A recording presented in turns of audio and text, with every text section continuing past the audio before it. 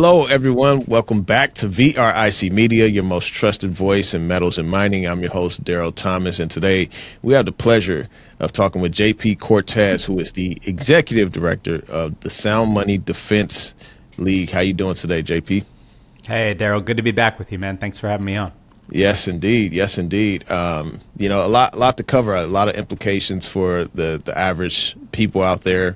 And I want to start with a couple of charts just to kind of get your thoughts on these charts. And so, I'm always trying to, we were talking offline, and I'm always trying to think about the long game and think about how to protect my purchasing power over the long term. And so looking here, this is a chart of the M2 money supply. You go to the 5-year chart.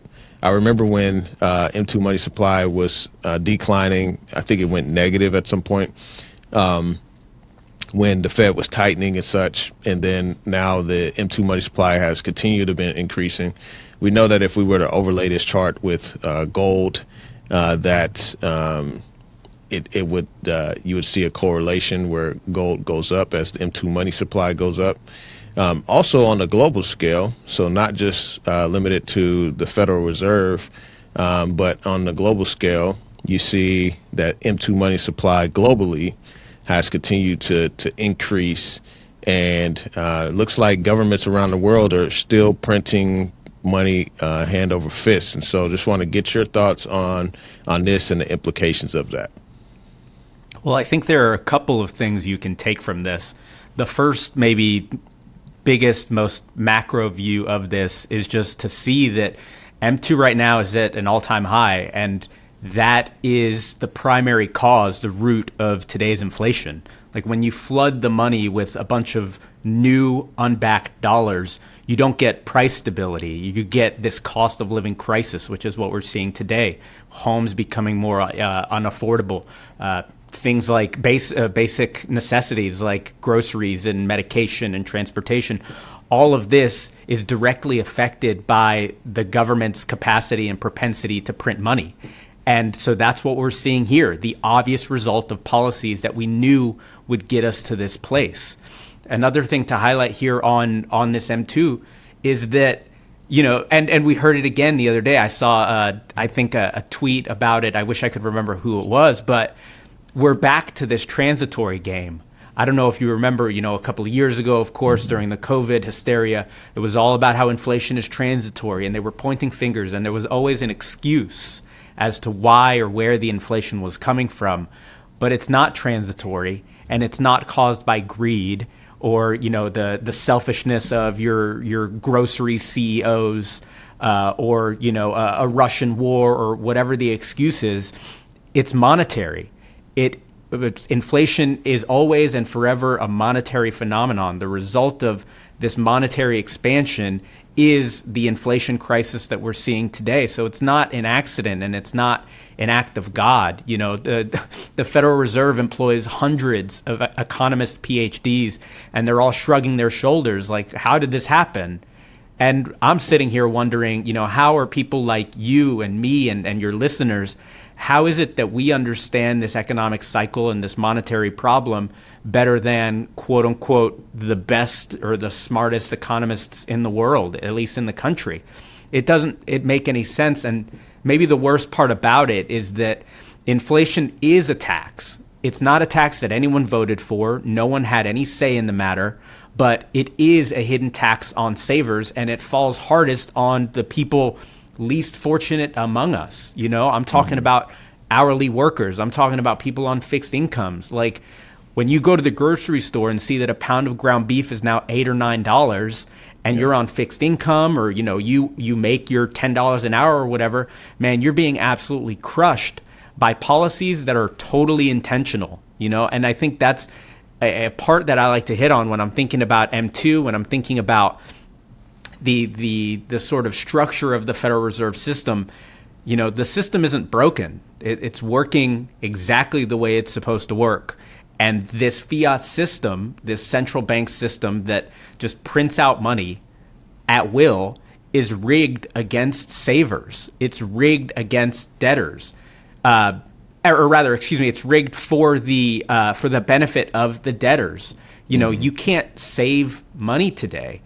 The money that we have today, this paper unbacked note that primarily exists as ones and zeros on computers, it's suicidal as a financial strategy to try to save, to get ahead using today's money. And that's really, I think, important and kind of profound. The government has broken the money so much so that it no longer functions as a savings vehicle. And now everything else has to become savings. Your home now becomes not your primary home, you're not your primary domicile, but rather an investment that you're using to build equity. You know, you're having to gamble in risky stock market casinos. You're having to learn what required distributions are, and you're having to learn about options and trades just so that you can try to get ahead. It's almost like it requires a master's degree in accounting. You have to be your own personal CPA to understand the financial system to try to get ahead, because it's rigged against every currency holder. So like you ask about M2 and what these problems are, or what I think about it, and you showed that hockey stick of a graph. And I mean, the reality is people here in America are struggling in a way that is palatable. You know, you walk into a grocery store, you feel that, you see that. And frankly, especially most recently, this run up in the run up to M2, at this point, you're talking about America funding and fighting wars on behalf of other countries, and people here are out on the streets. So, like, what are we doing? You mentioned earlier off camera, you know, the issue with the Strait and how that increases things like oil prices, how that increases things like fertilizer prices, and all of that goes downstream to final consumer goods. And so, like, you know, if Trump wants to go on camera and say, I don't care about, you know, I'm not worried about or thinking about the financial situation of Americans everywhere, he's making a massive, massive political calculation or political miscalculation there. Mm-hmm. Yeah, and that kind of, I kind of had this theory that, you know, I think he's 80 years old. He probably doesn't care about certain things because, I mean, he has to think about his legacy. But at the end of the day, it's like, you know, one term he's out, you know, so it's like, you know, hey, y'all deal with whatever ramifications afterward. And so that's kind of what theory I have. And that sort of speaks to, like, that's not even a phenomenon specific to Trump. You know, that speaks to the entire sort of political system where a politician's number one job isn't to bring down costs or to make your life better as a constituent. It's to get reelected. Yeah. And so you're going to spend half your time fundraising and going around and speaking at events because you're looking for job security, just kind of like everyone else. Like they're thinking, dang, I want to make sure I have a paycheck to collect tomorrow or, you know, a month from now or a year from now. And politicians are the same way. And that, like, perverts the incentives around the decision making. Yep, for sure. I think it's you know, job security. I also think, you know, whenever you're closer to whoever has power or whatnot, you can benefit in other ways. I mean, because we've been seeing that insider trading, like that's been booming since this whole Iran conflict. I want to get your thoughts on. I think President Trump recently mentioned lowering the tariffs on beef, and you mentioned beef earlier and such. And there was this argument back and forth whether the tariffs were inflationary or not. But this is another instance where Donald Trump has come out and said he wants to lower tariffs to decrease the prices on certain goods and stuff. And so it's like, okay, are the tariffs inflationary or not? You know, and so I believe they are. I believe it's a tax. But, you know, we've had some people like argue like, oh, these aren't inflationary. But why is he doing that if they aren't inflationary? Man, it requires like mental gymnastics to see the tariffs as anything other than harmful to the final American consumer, which is ultimately what matters. These world leaders are playing 4D chess against each other, and they're willing to shoot themselves in the foot. And, you know, if the government was its own body and if they were shooting themselves in the foot, that's their own problem, and that's fine. But in this metaphorical sense, it's us. We are the foot being shot. So when you're buying things like beef, when you're buying things like steel or raw materials, all of these inputs are directly affected by this policy of protectionism is what it is. And economically, we know that that's nonsense. Going back to everywhere from the Bastiat to Menger to Mises to Hayek, there has been hundreds of years of economic scholarship arguing against the basic idea of protectionism and these tariffs as they've come up. And so you twist yourself into a pretzel to say, oh, well, the price has gone down, but we also understand times are tough, so we're actually going to remove the tariffs, which, like you said, naturally implies, wait, you mean if you're removing the tariffs and the price is going down, that means tariffs are an additional imposed cost. Yep. And that's what has been the case.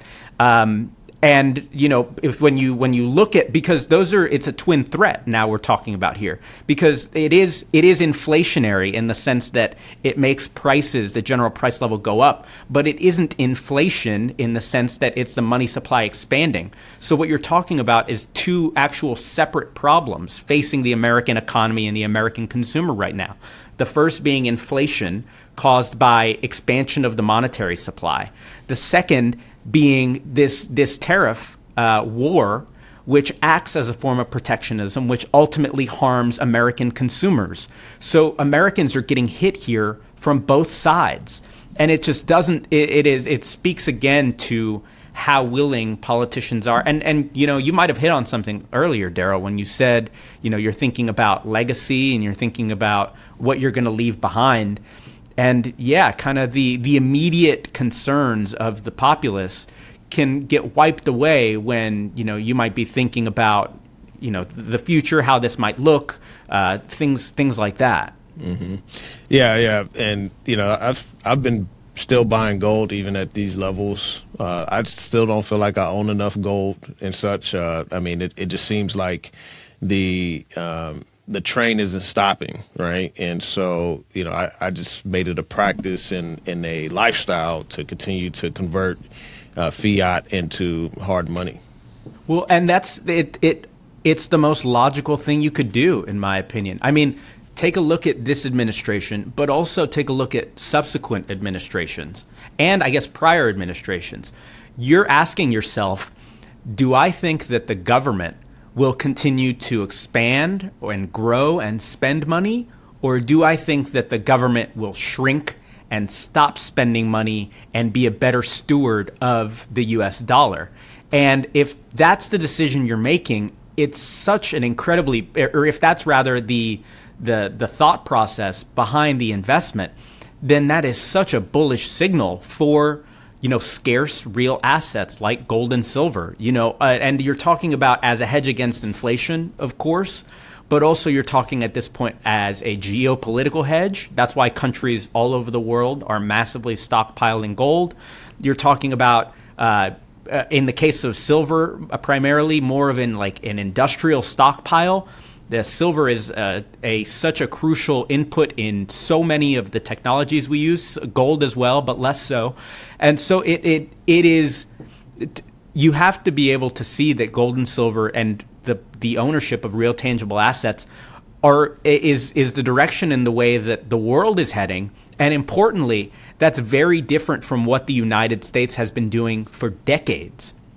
America has lulled itself to sleep with debt investments and deficit spending, and it's imaginary wealth, essentially, wealth on paper, while Eastern countries in other parts of the world have been stockpiling things like gold for monetary reasons, have been stockpiling things like silver, where examples being like the China export ban of silver. In America here, adding silver to the critical minerals list. Like, the world is waking up to this reality that in order to live the life, the standards that modern humanity currently enjoys, you need the mining and the exploration and the refining and the use of these critical minerals. And, countries are positioning themselves, and individuals have to as well. What do central bankers know that you don't? It just makes sense that if countries all over the world, the United States, and so I mean states themselves, are all de-dollarizing. They're all buying, investing in assets with no counterparty risk, assets that are politically neutral, assets that are hedges against inflation or inflation resistant. Like gold and silver check all of those boxes, and that's why the world is turning back that way. We got all of the boxes ticked, and now we have one of the only shovel-ready permitted projects in the US. It'll be Wyoming's first permitted mine, is this correct? It'll be the first one in 100 years. US Gold Corp is a near-term, low-cost gold producer in Wyoming. To learn more, go to usgoldcorp.com. Okay, so I do want to get your take on this chart here. I actually reposted this on X, and I'm curious in your thoughts here. So this is a chart that was posted by James Lavish, and it shows a huge correlation between inflation of what we've seen here in recent years, overlaid with the inflation from the 1966 to 1982. And so I'm curious in your thoughts on where inflation heads from here.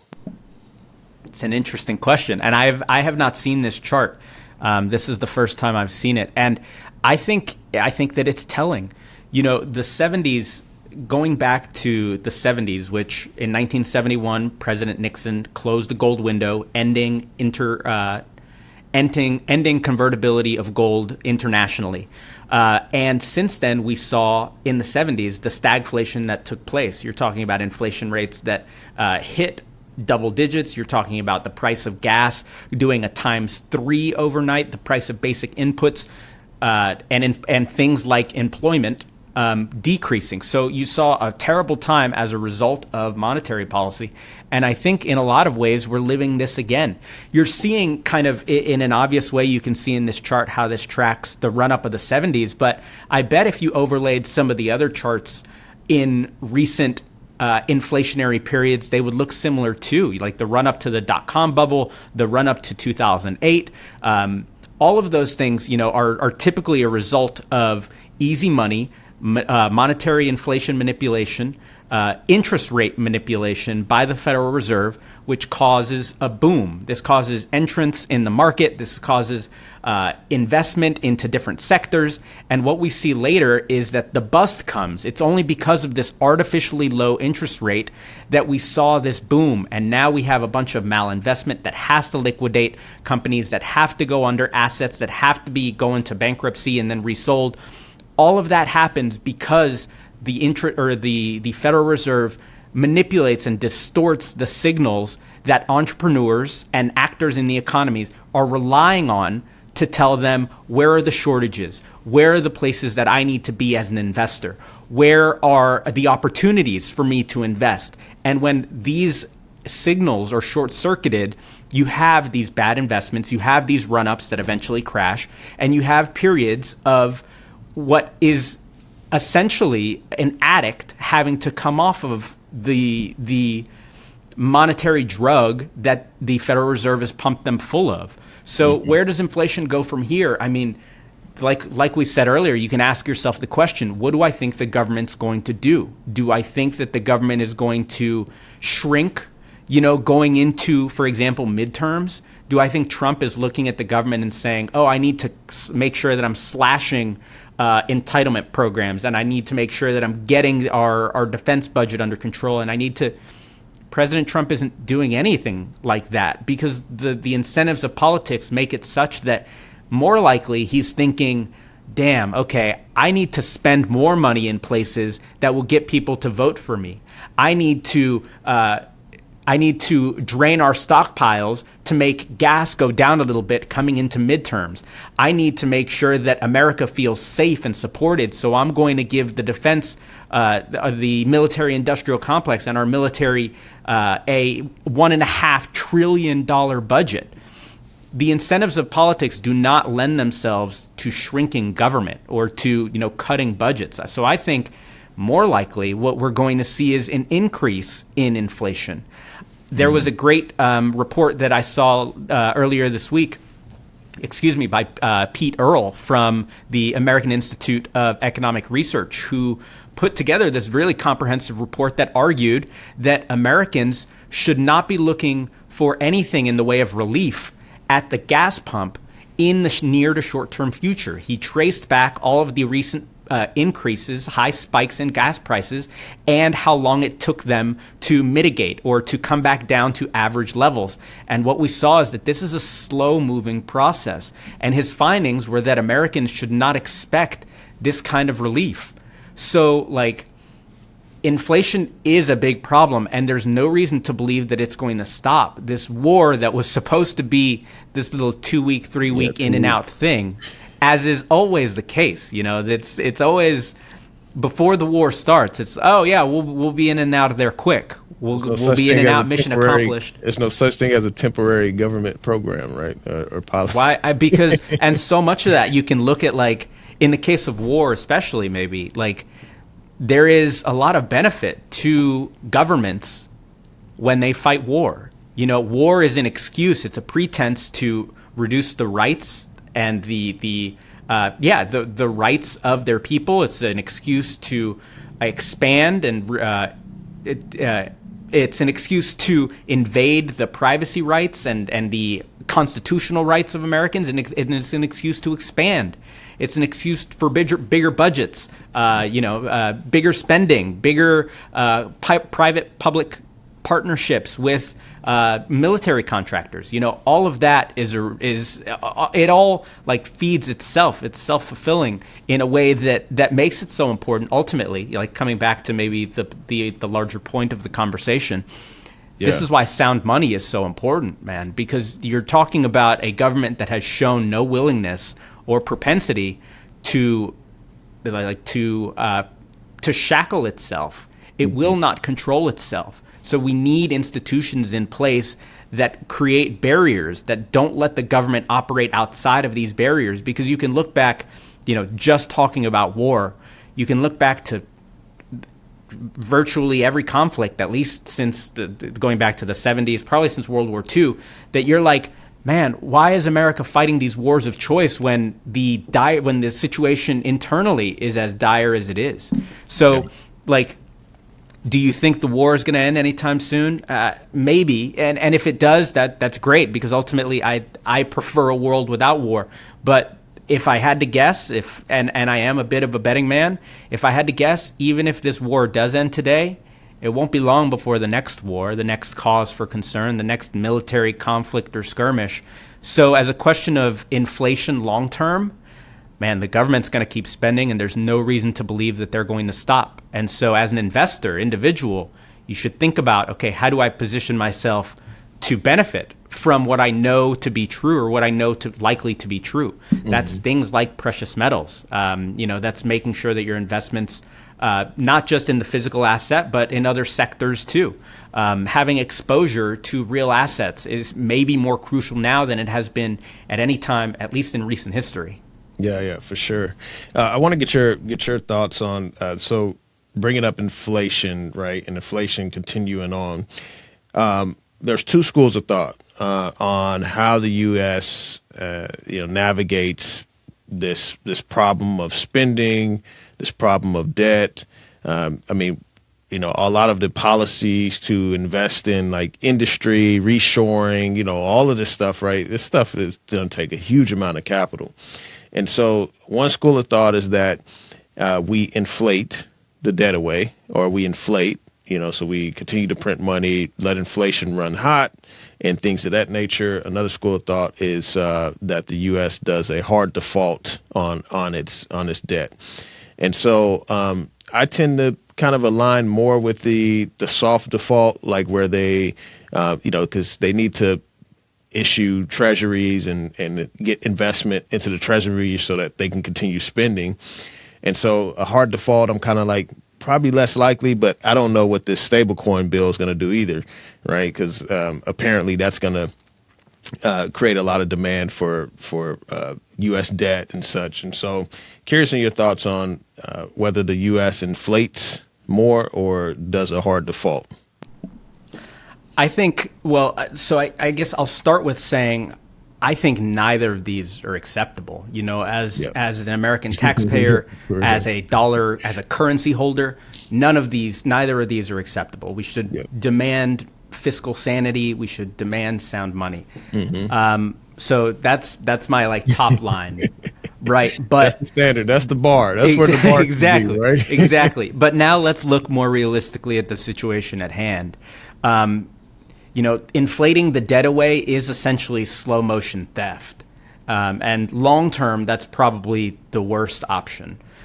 You made a really interesting point about stable coins and how they will affect the market for U.S. debt, and I think that with these stablecoin bills that have come out over the last 18 months or so, talk about Genius, Clarity, all of that stuff, I think that all of that has found an escape valve for the United States. For a long time, the talking heads all over the place have been talking about how the trillions in debt is insurmountable and it's going to become a real problem real soon. And that has been said for a long time. But I think if you look at the reality of what happened with the stablecoin legislation, we saw that a valve was created in a way that I believe gives the United States a lot more leeway to handle its financial situation that maybe it didn't have otherwise. One of the great things, or at least one of the marketing points, selling points of these stablecoins, things like Tether, things like Circle, these tokens, is their use in third world countries and in places where banking infrastructure doesn't exist. They've essentially created a product that completely circumvents banks. I don't need a bank to operate as long as I stay within the digital ecosystem that exists with the token.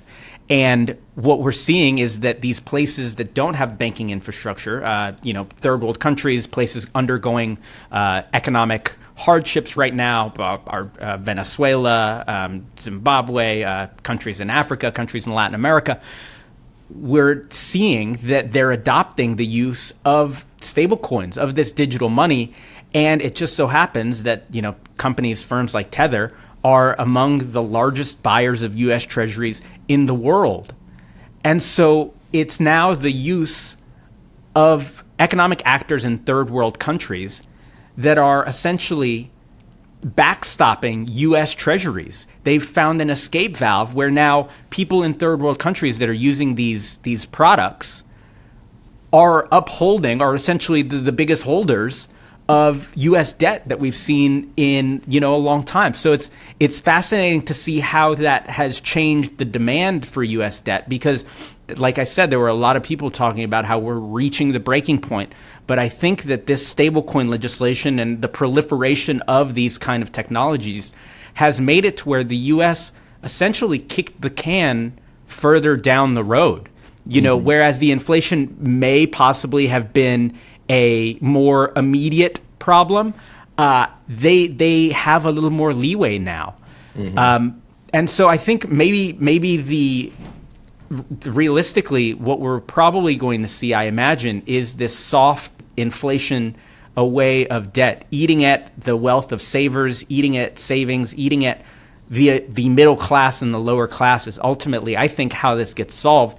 But a hard default would be catastrophic, but it would be honest at the very least. It's like admitting bankruptcy, which is the United States has already defaulted in the past. So you hear that talking point from people in the administration and people on Twitter. It is a falsehood that America has never defaulted on its debt. It should. And, part of default on debt and part of bankruptcy is that it at least initiates an honest process. Inflation just pretends that everything is fine while slipping the wallet out of the pockets of citizens that don't even know that it's happening. So, between those two options, there isn't a good one. Default would be more transparent. It would probably also come with more chaos, more oscillation of markets, but at the very least, it would be honest. Yeah, for sure.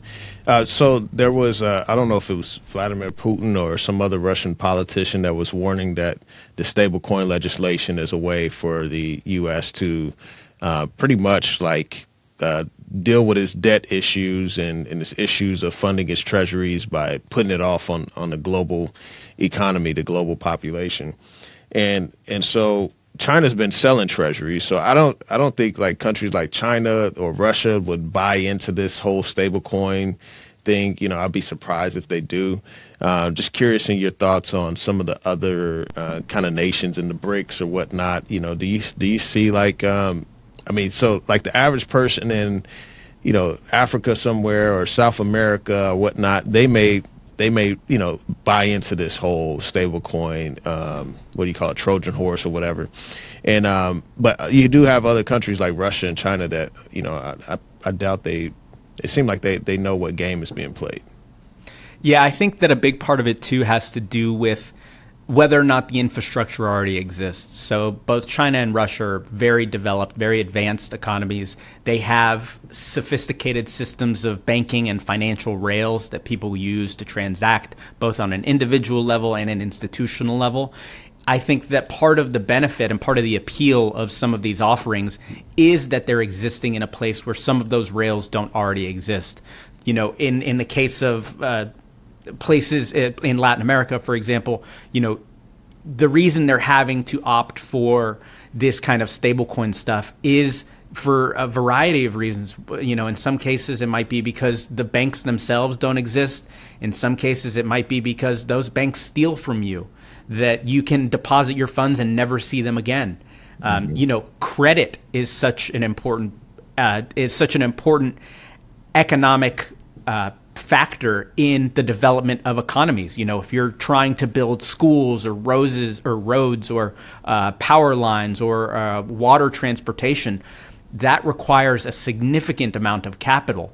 And a lot of banks, a lot of countries all around the world don't have sophisticated enough financial systems to allow for things like that, to allow for things like earning on deposits, various things like that. And so I think part of the reason that places like China and Russia are probably going to see less adoption for stuff like that is I think, you already have administration officials over there talking about how it can be or it might be a Trojan horse.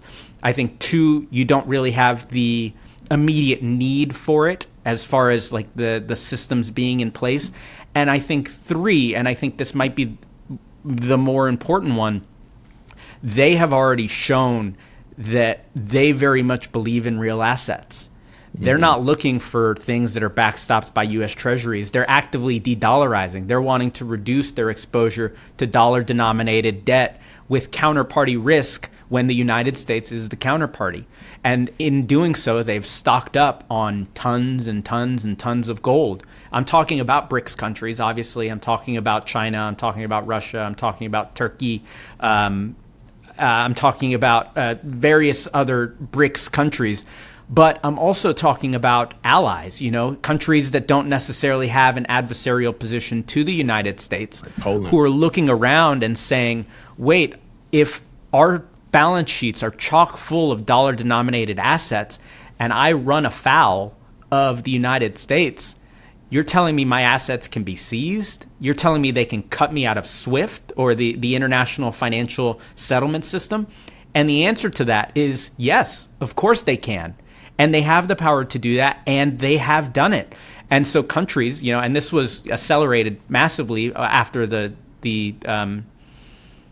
Russian invasion of Ukraine in 2022. But, countries all over the world are realizing the massive exposure they have at no fault to their own, on their balance sheets to the counterparty risk that is the counterparty that is the United States. And so they're looking for geopolitical hedges, they're looking for inflation hedges, and they're saying, wait, not only are gold and silver excellent industrial metals, but they're also excellent monetary metals.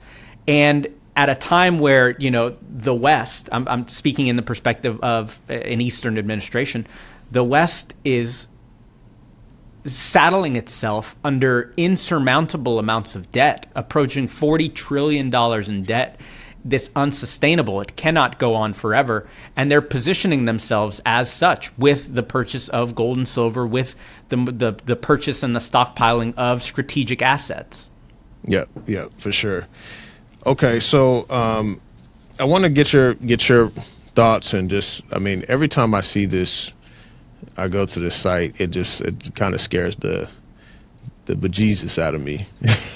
So the national debt clock. Okay, so one thing I've noticed over here, over the past year since this administration, they had the Doge savings. The Doge savings like actually disappeared from this part of the clock. The tariff revenue disappeared from this part of the clock. I don't even see that there anymore. Maybe they just put it somewhere else, but I don't even see it anywhere else right now. But it seems like those things are not there. What's like the most concerning part of this national debt clock when you look at it? I mean, you're right. This whole thing is anxiety inducing. You look at this number, U.S. national debt, that's above 39 trillion, which is sort of impossible to wrap your mind around. And so it fortunately breaks it out for you a little further and tells you that per taxpayer, or no, we'll do it per citizen, $114,000, nearly $115,000 debt per citizen. From the time you are born, from the time the OBGYN doctor removes you from your mother's womb, you are already strapped with 3 Honda Civics worth of debt. And from there, the number increasingly goes up.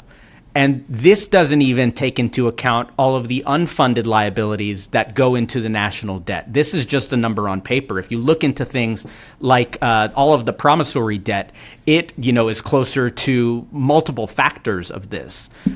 So this whole thing is, it's incredibly concerning. And you look historically at what the greatest empires have gone through and their rise and fall, and you'll see that many, many times a very common thread that runs through all of these stories is the debasement of currency. Back then they called it clipping. They used to take the coins and literally clip the edges off to remove some of the gold content.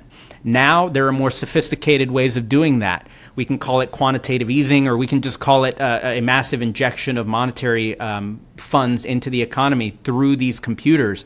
But ultimately, the process might look a little different, but the result is the same. Where it's America's leaders, America's money managers, that are stealing from American people, and in doing so, they're creating a situation that is untenable for the government and its financial managers, and for the individuals forced to live under this problem. Yeah, definitely.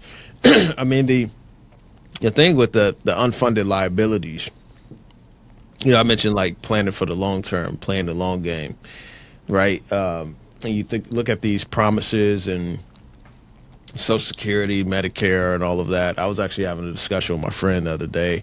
And I said, the age for Social Security is probably going to be 75 years old, and your checks probably are not going to be able to pay you much, to buy much at all, right? And that's a sad reality for a lot of people that are paying into this scam, and over 100 trillion in unfunded liabilities. That's just a scary, massive number. And so it makes me feel like I don't have enough hard assets. And so I'm constantly buying gold and silver, thinking about the long game and such. And so how are you kind of playing that when you think about, you're younger. You're probably around the same age as me. How are you thinking about that? I think before that, you just made a really interesting point that I find profound. We pay into Social Security our entire lives. I'm going to spend 40, 50 years of my life paying into Social Security. And when it comes time for me to quote unquote get it, if it's still there, if it is there, it's not going to buy a fraction of what the dollars that I put into it would have. It's literal theft. So not only are they taking the money from me and not letting me invest it as I would myself, they're also paying me back in devalued dollars. So nothing about this is, if the United States was a financial manager and they offered us this deal, they would be going against the fiduciary responsibility that they would have for their client. This is a bad deal that Americans are stuck with that they cannot opt out of.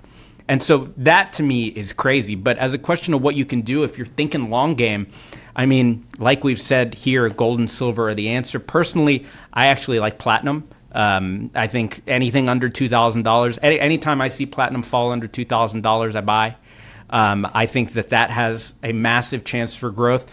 And like I said, so the physical stuff is, to me, it's important. It's the most clear version of the asset. And so it's good to have some of that on hand or in a depository, any way you like. But also, I mean, you can look at things like miners. You can look at things like ETFs. You can look at things like royalties.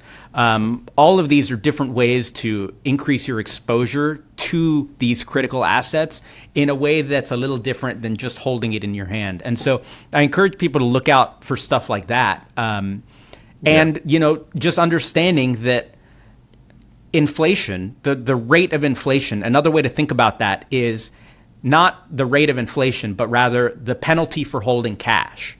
So anytime if you hear that inflation is 5%, that means right now the government is charging you 5% for the benefit of holding cash. And if you kind of think and structure your life that way, your finances that way, I think that you end up taking a different approach than some of the more conventional type of financial advice that you hear, you know, the never be in debt, make sure you pay all your debt off at once. And so like the Dave Ramsey approach to investing, and how, like, I understand maybe in biblical times or whenever, maybe some of his advice on that stuff was really good, but in an inflationary environment today, debt can be your friend. And so you have to think about this strategically. So I think that's what I would say, being aware that inflation is a perpetual problem. You know, you're going to be fighting this problem as an investor for the rest of your life. And so you should try to consider ways to position yourself in a way that's favorable to that. Yeah, I actually used to teach Dave Ramsey's course, Financial Peace University. I think it was helpful in some ways. I think when people are using debt to consume and to buy things that don't, you know, hold value or increase in value or earn them a yield or whatever, then it's problematic. But, you know, debt can be used in a positive way for sure. For sure. So National Defense, Sound Money Defense League. I was about to say National Defense League. Sound Money Defense League. So in our last conversation, we were talking about the state I live in, Washington State, implementing a precious metals tax on purchases and sales.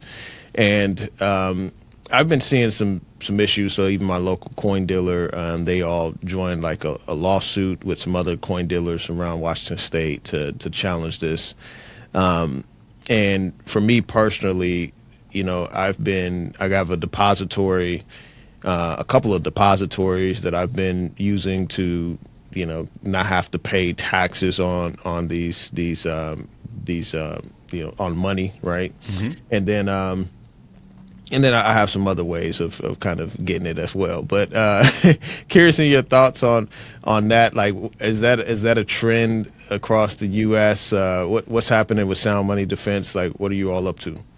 So the Washington story was a tragedy. Last year, both Washington State and Maryland decided that they were going to reimpose a sales tax on purchases of precious metals. In Washington, we got a bill introduced to repeal the new tax, so to go back to having no tax on purchases of gold and silver coins, bars, and rounds.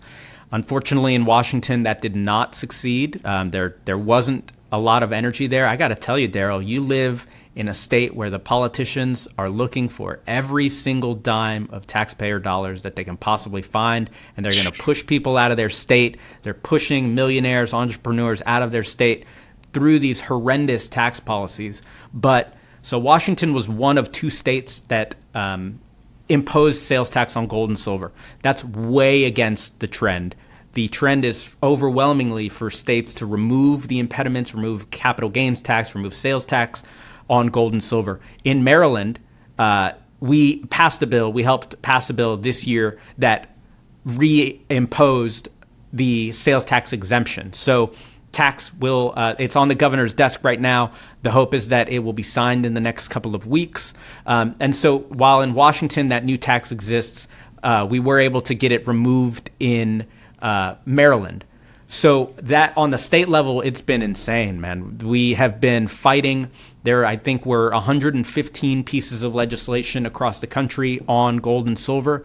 I have been personally running across the country, not just passing good bills, but also stopping bad bills. There's a new threat in the world of sound money, and that is, you've got, so the threat that we know exists is the Federal Reserve, Congress, the overspending of the government. The threat that we think about a little bit less is the big government Republicans who will give voice to sound money and why it's important, and then write really, really bad and dangerous legislation. So I've been going around the country stopping what are essentially central state digital gold currencies. It's legislation around the country that's being introduced that essentially creates a private-public partnership with a vendor. It's a private company that is trying to intertwine itself with state governments to operate and manage and oversee the buying, selling, storing, and using of gold and silver in the state. It makes absolutely no sense. Lovers of liberty and sound money are like, wait, what? Yeah. If we're smart enough to buy gold because we don't trust the government, we're not going to be dumb enough to then put it in a government depository and have them oversee it and manage it. Yeah. It makes no sense. So we've been fighting that fight successfully all around the country, across dozens of states. And on the federal level, I think there's a really interesting thing we've been working on lately, which is called the Silver Act. You may have heard of it. You may have seen some tweets about it. So what we're talking about here is the situation is that currently, if you're trading institutional gold, all of that gold has to stay in depositories, approved depositories, within a certain geographical concentration of New York. So you have to be within a radius of distance of New York in order to be one of these approved depositories. This means that, if you're 170 miles away from New York, you can't qualify. I think this was like an old, outdated rule that they wrote back at the time when you had to transfer gold by horseback, or you had to transfer these paper slips. And so back then you had to be within a certain geographic distance from New York. That is obviously not the case today. And so what we've seen is that this antiquated rule has created a massive issue, a issue in market efficiency, and it becomes a national security issue. All of U.S. gold is stuck within a few miles of New York. You have the entire western half of the country completely underserved.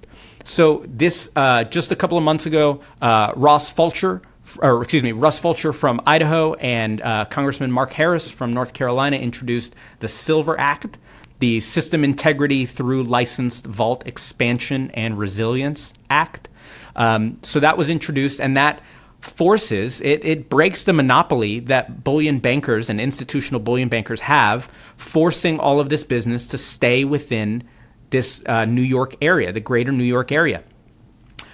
This increases or allows for increased liquidity. We saw it. We've seen it before. These things like hurricanes, natural disasters, things like dislocations. Earlier this year when we saw the squeeze issue and there was dislocations coming from London, these issues are all exasperated by the fact that we have massive bottlenecks in our supply chain here in the United States.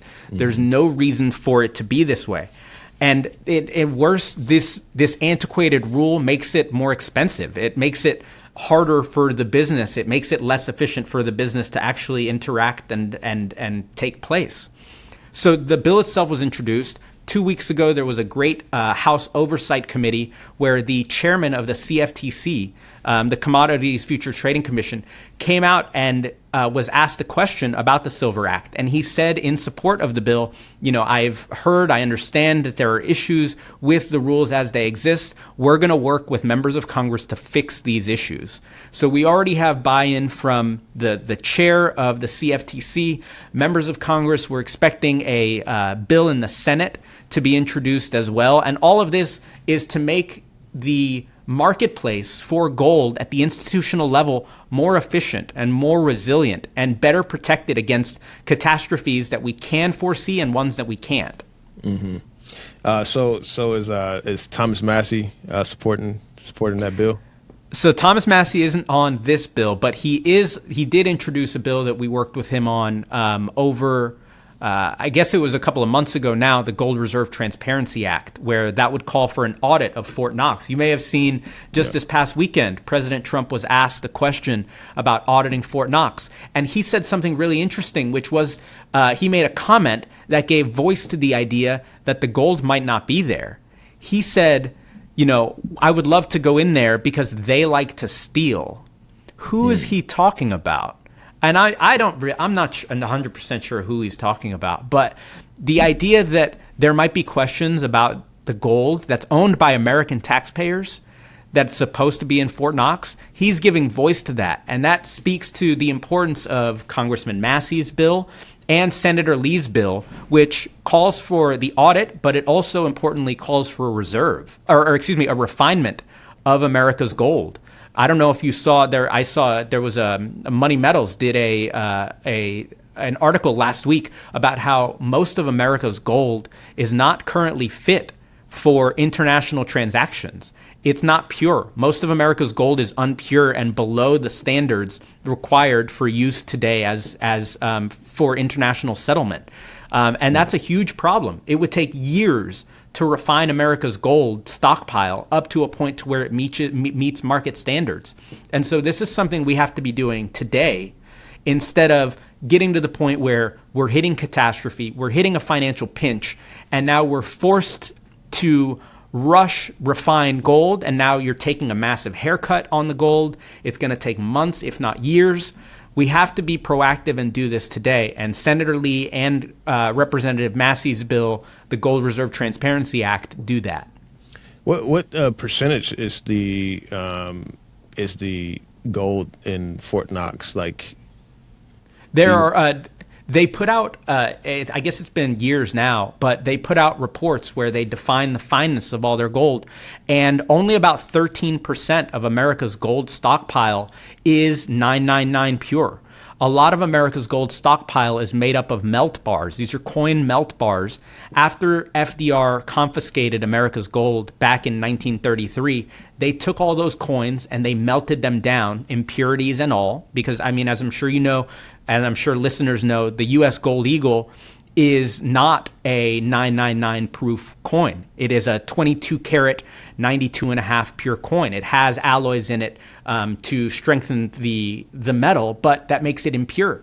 And so when all of these coins were melted down, they were melted down with all these impurities. So now you have an American stockpile that's full of bars that are 93% pure, 95% pure, and those don't meet current global standards. So this is a problem that has to be addressed sooner than later. Wow. Yeah, I didn't even know that. Mm-hmm. Okay, well, where can people connect with you, ask you questions, read some of your publications, all of that? You can find us at soundmoneydefense.org. I encourage you to check out our sponsor, the partner that funds this project, moneymetals.com. You can also find me on Twitter, X. My @ is JPCortez27. And I think I encourage all of y'all, anyone listening, to go to our website and to sign up for alerts. The kind of alerts that we send out tend to be legislative action alerts. If there's a bill or a hearing or a vote taking place in your state, we're going to send you information about the key legislators. We'll typically write out a pre-written message for you. We make it very easy for you to participate in these legislative battles. And the grassroots, the participation from people in the state, is literally the most important tool that we have when we're fighting these state and federal policy battles. So I encourage everyone to, if you want to get involved, if you're asking, what can I do? How can I help? Get involved, sign up, and then when the alerts come to your inbox, take the action. Okay, got it. Appreciate that information, JP. Appreciate you spending your time with us today. Audience, if you could hit the subscribe button to support the channel, we love to have your support. And thank you all for watching.